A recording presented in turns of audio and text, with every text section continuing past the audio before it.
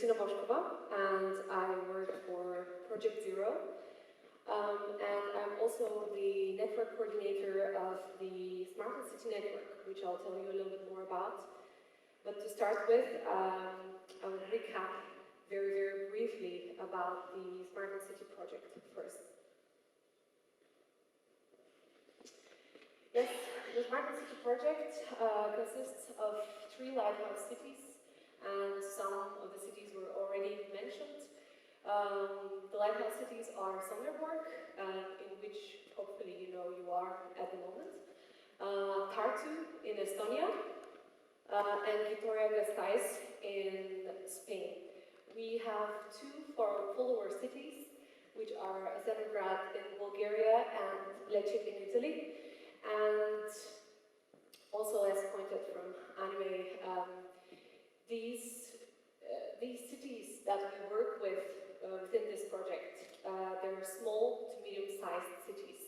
So we don't work with huge cities that can benefit from all the power and resources. Yes. We're in total 37 partners, project partners all over Europe.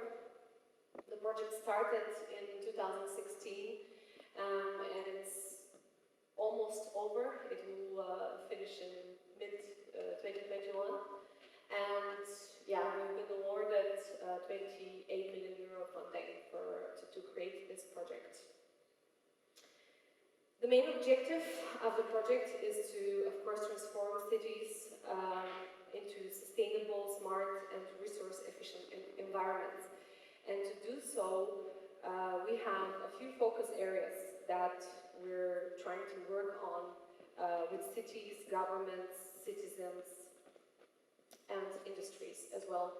And yeah, you can see them here. Some of them are smart buildings, smart mobility, of course, renewable energy, and always we try to also work with ICT. So information and communication technologies are very important in order to create smart cities and in order to create these synergies between the different energy areas in a city. And of course, we believe that when we focus on these areas, we will be able to create a smart zero carbon city. Yes, the smart zero carbon city concept is, of course, we're trying to reduce as much as possible, or hopefully to zero, the CO2 emissions of a city, and also decline the energy demand of a city as much as possible, and of course boost the energy supply of a city with as much as possible renewable energy and use innovative technologies on the way. Of course, at the end, we hope that we would have aware citizens and governments that would be able to control this newly built smart city. And here you can see some pictures, of course, from a district cooling plant in Estonia, or, of course, we're trying to work with district heating and PVs, bus gases over there on the left, they're the new ones in Sonderborg. So if you took the public transport, you already took a bus that is running on biogas. About the SmartEnCity network, joining, sharing, and offering are the 3 main pillars that the network is all about. So, of course, in order to join the network, it's completely free. You have to be a small to medium-sized city, and you have to be ambitious. This is the only thing that we ask of cities. Then they come to the journey with us, and we enable them to learn from all the Lighthouse projects, from the rest of the follower cities. We allow them to learn about our methodologies that were created within the project, and also share their ambitions, share their goals, their own solutions and results, so other cities can learn from them, and so on.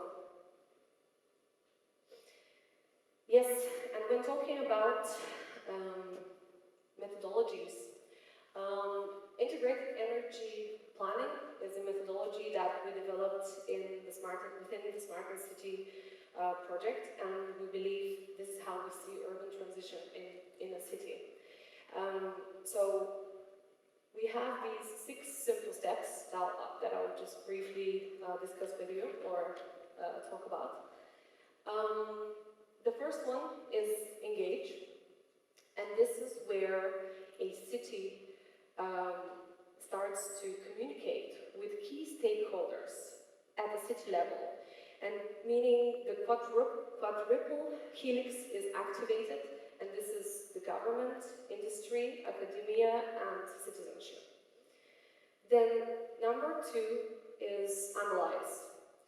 This is where these key stakeholders and the city itself start to think about where are we now in our progress. Let's analyze that. This can be done through creating or doing literature reviews, interviews with experts, surveys, creating various socioeconomic and business, financial analysis, and etc. Then we go to step number 4, which is diagnose. And this is where a task force is created. And I think Henrik talked about a task force. These key stakeholders on the city level, they have to be brought together, and you have to unite them and start talking to them about what is the long-term vision of the city and how can we achieve that in steps, let's say. Also, when engaging with this task force, the city needs to connect to all the national and international goals, policies, and etc., and bring this into the discussion. Then we go to number 4, which is envision, and in this number 4 step in the integrated energy plan, this is where scenarios are created. So all these stakeholders, they're divided in groups, and they start talking about what are the problems within the field that they're working with, within the city, what can be done, and so on. And then number 5 is where the actual action plan is created. And this action plan, we believe that should be maximum 5 years. Should be planned for 5 years.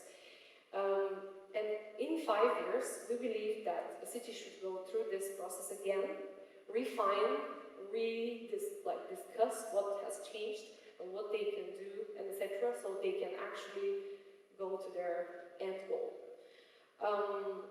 And then, of course, we believe that there should be a 6th step, because integration into the municipal plan is very important. Because nowadays there are a lot of action plans that are just created, and they're not linked to the municipal plans, to the master plans.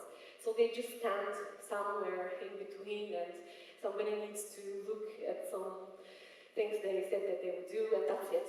But there is no linkage. So we would like, and what we're doing with this methodology is we're linking this. So there is also more awareness within the municipal planning.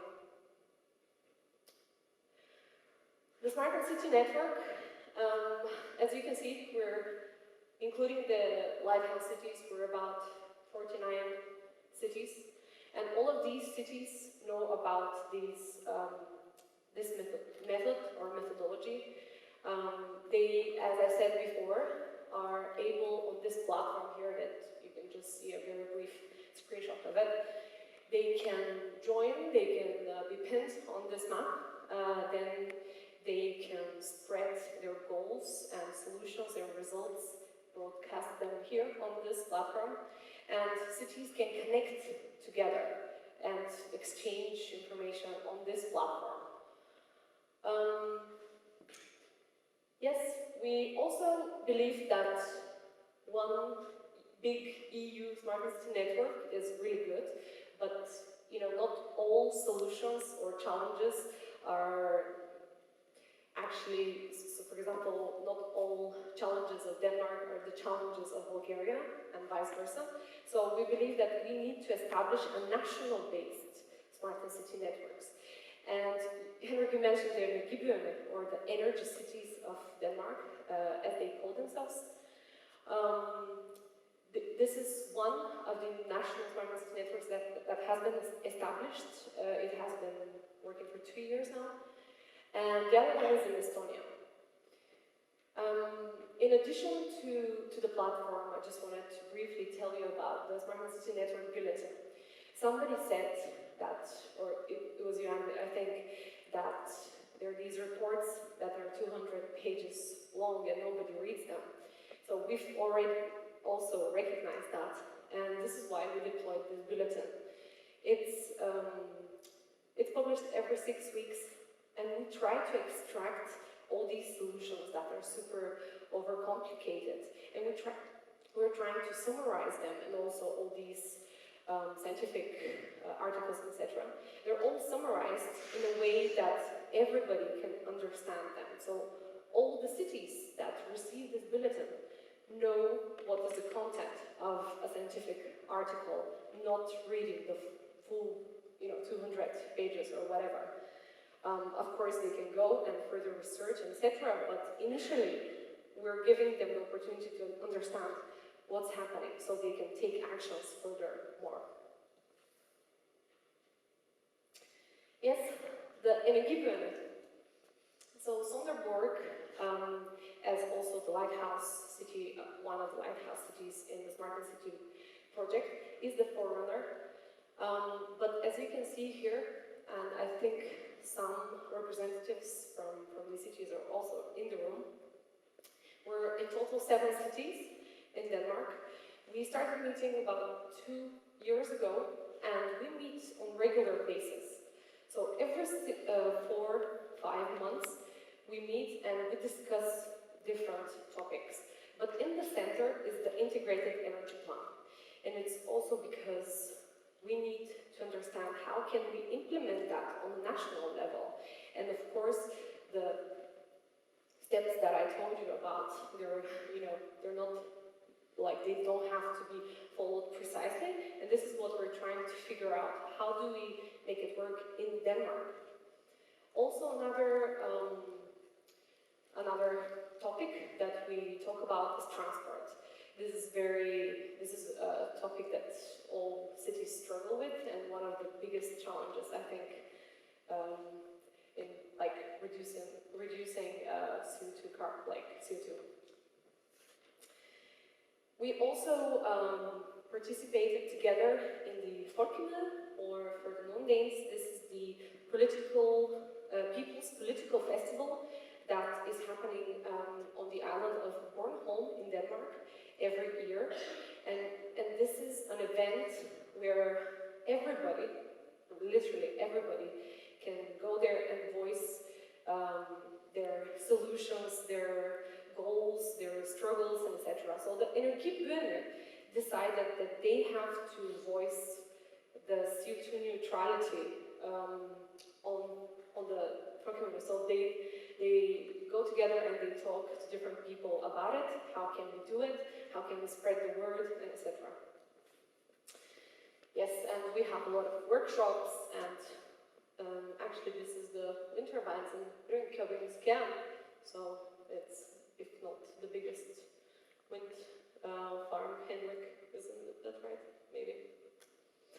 Yes, another one, as I told you, a national-based network is in Estonia. So many people tell me, yeah, but this is Denmark, you have been talking about it for so long, you have this creating, 4th, 5th, 10th generation, whatever.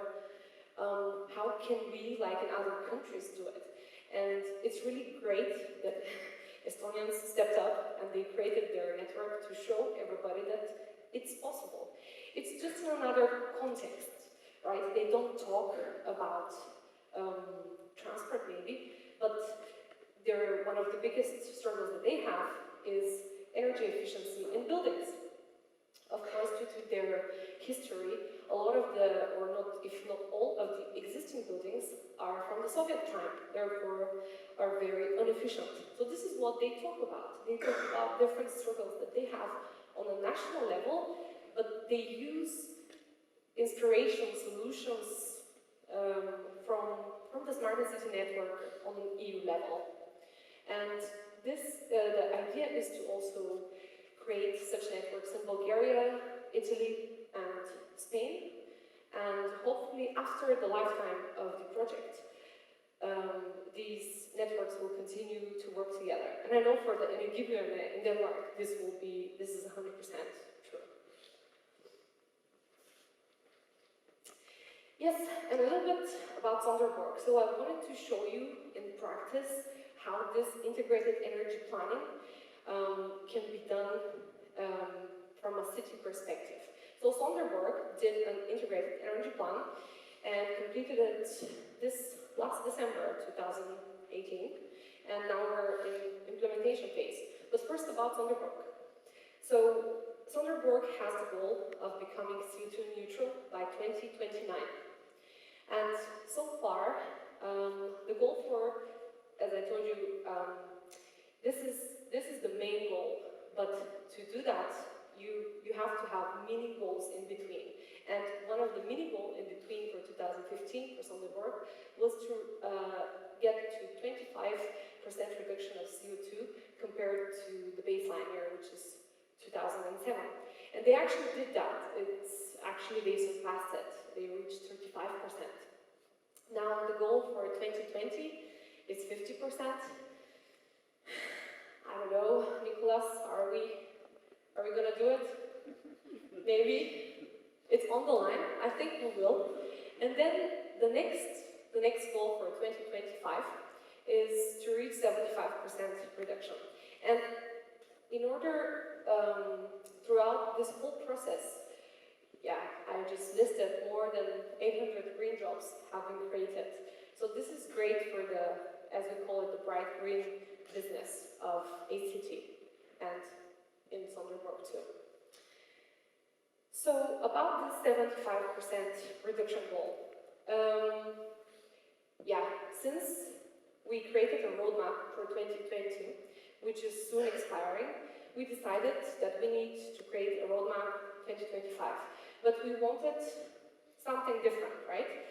And since we're within the SmartEnCity project, and we believe that the methodology that has been created, the integrated energy plan, is really good, we followed this methodology completely, and we ended up with the roadmap 2025, which I will tell you just a little bit about. You can find me later, we can talk about it more. I have more roadmaps with me, so...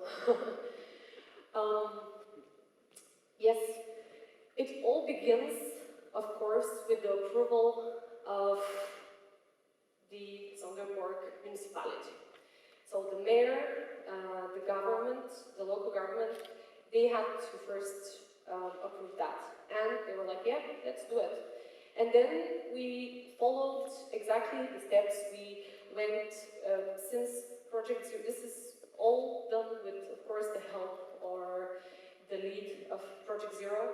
So since we already are, in a way, task force that works with academia and industry and the municipality, this was one of the first steps of the integrated energy plan. We already had these key stakeholders. We knew which key stakeholders we needed to engage furthermore. And we did that in a scenario workshop, where we talked about different scenarios of Sonderborg in the future, and then, of course, chose one scenario that we thought would fit the best. And then, of course, we continued to talk about it, because actually what we did was we divided the key stakeholders into groups, into 8 groups. And they met throughout the whole year, and actually they're continuing to meet regularly. So they were meeting and they were talking about, as I told you before, what are the pains in the areas that they work with, and what could it be done, what projects can be made, how can we finance also these solutions, and all of this is fit in this roadmap. We have an extended version as well for the people that like to read 200 pages. So, yes, and at the end, when we completed this process, it, of course, again had to end with the approval of the municipality. Everything that we have done here was done in line with the municipality. Yes, these are the 8 segments that we divided the key stakeholders into. And you can see homeowners, housing associations, private rental homes. So we didn't only include scientists or industry. We tried to include also regular people that are just homeowners, but still they're part of the building sector, which hides like a lot of energy efficiency potential to reduce it. And within the process, yes, we said, okay, these tones that are indicated there, this is the goal for 2025. But how is this divided into, like, what is the weight for? So we calculated which segment can contribute to what exactly. Yes, this is the last slide, I promise. So, one of our mottos, or sayings, is that you don't have to be a capital city to do a major difference. And we believe that. And somebody in the plenaries, from the plenary speakers, I think, was asked if Denmark can create any difference because it's so small. And I'll just use the same argument. So, yes, cities like Sonderborg can create a big difference due to the experiences that we have and the learning possibilities that other cities can acquire from cities like us. So, yes, small and medium-sized cities can do that. So, I welcome you to join the SmartEnCity network and to sign up for the SmartEnCity bulletin. And you're also welcome to find me in the coffee break or after this, and we can talk more about it. Thank you.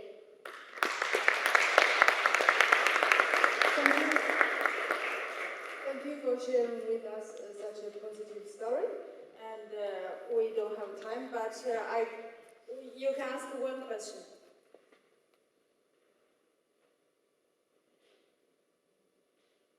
Okay?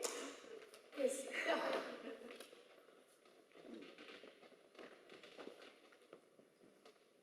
I very much, well, of course, our projects have quite a lot in common, so we should definitely talk. I like the idea of not just having the partners, but extending to broader networks, especially all the national networks. If you have networks in different countries, and for example, then Bulgaria and Spain and Denmark, and so do you also get interaction between those national networks? So would you get citizens from those different countries to talk together? Unfortunately, not citizens, because this is from logistics side. I think it would be, a disaster. But what we do and try our best to do is we have these also regular meetings internationally where we invite the whole network. And, of course, the pinpoints there that you can see, these are people from municipalities that represent the municipality that registered, and these are the people that come to the meetings. But of course I believe and I hope that these people then communicate to their citizens in the best way they can do. But we do meet internationally and we try to exchange these city solutions internationally. Yeah. A brief follow-up question, as someone also asked me, how are students engaged in this? Because I would imagine that, yes, it might be difficult to get citizens to talk or to somehow connect to a platform to talk, but students in different cities. Fun fact, I was engaged in this project as a student. So I started in an internship in another company called PlánEnergy, and I did something for a city that is a part of this network, and then I was introduced to ProjectZero, and I started helping out a little bit, and now I'm fully employed, and I work still on this project.